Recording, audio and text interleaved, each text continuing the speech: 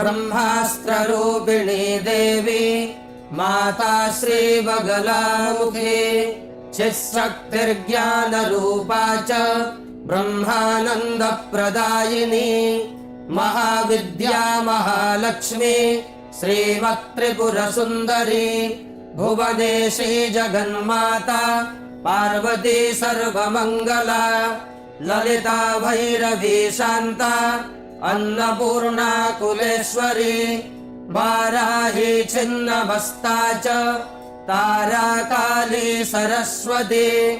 जगत्पूज्या महामाया कामेशी भगमालिनी दक्षपुत्री शिवाङ्कस्था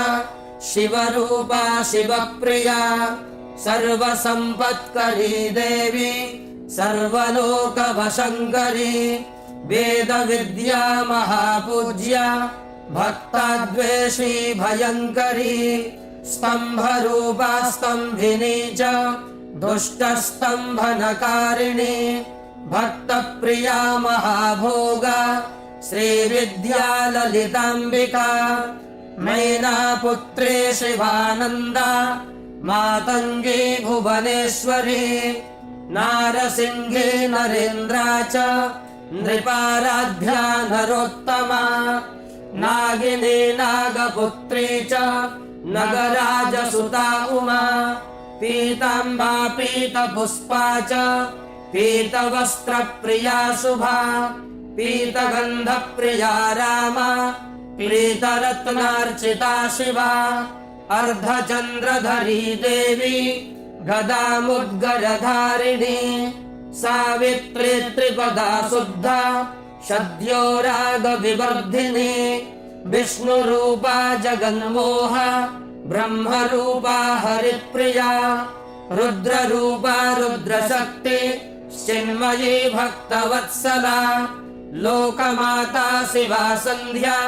शिवपूजन तत्परा धनाध्यक्षा धनेशी च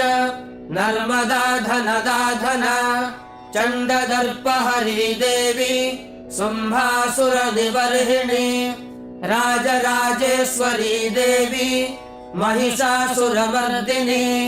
मधुकैटभहन्त्री च रक्तबीजविनाशिनी धूम्राक्षदैत्यहन्त्री च भण्डासुरविनाशिनी रेणुपुत्री महामाया भ्रामरी भ्रमराम्बिका ज्वालामुखी भद्रकाली भगला शत्रुनाशिनी इन्द्राणी इन्द्रपूज्या च गुहमाता गुणेश्वरी वज्रपाशधरा देवी जिह्वामुद्गरधारिणी भक्तानन्दकरी देवी बगला परमेश्वरी अष्टोत्तरशतं नाम्नां